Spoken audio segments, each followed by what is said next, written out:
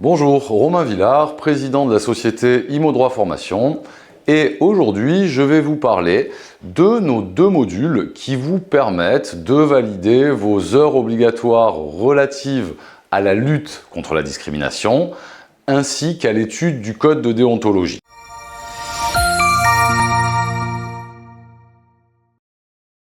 Donc, dans ces deux modules, 4 heures sont affectées à ces deux matières et nous y voyons beaucoup d'éléments. Au titre du code de déontologie, bien évidemment, nous ne vous en faisons pas une lecture bête et méchante, mais nous la mettons en pratique avec les impacts que ça peut avoir sur votre quotidien. Et au titre de la lutte contre la discrimination, c'est la même chose. On ne se contente pas de vous rappeler de manière un petit peu moralisante qu'est-ce que le code pénal prévoit en matière de discrimination, mais on essaie de chercher finalement, vous, dans votre quotidien, là où vous pouvez rencontrer des difficultés sur le sujet.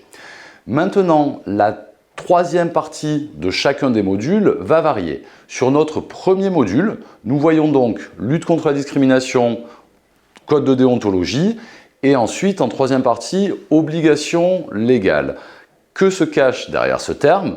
Un ensemble d'éléments de type la responsabilité civile, pénale et administrative des intermédiaires en immobilier, mais pas que. Il y a aussi plein de petits sujets extrêmement importants. Je vais vous donner un exemple. Est-ce que vous savez que potentiellement, si vous ne réclamez pas à vos agents commerciaux une attestation de vigilance, en cas de contrôle URSSAF, l'URSSAF peut venir vous réclamer des cotisations sociales sur les versements que vous avez faits à vos agents commerciaux.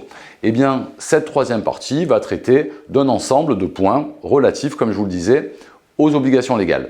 Dans notre second module, nous reprenons la même base, à savoir la lutte contre la discrimination et l'étude pratique du code de déontologie, mais en troisième partie, nous vous faisons une introduction à Tracfin, à savoir connaître les grands éléments, savoir ce que vous devez impérativement réaliser pour éviter toute sanction et contrôle, de manière à ce que vous commenciez à mettre en place votre protocole. Voilà, je vous remercie.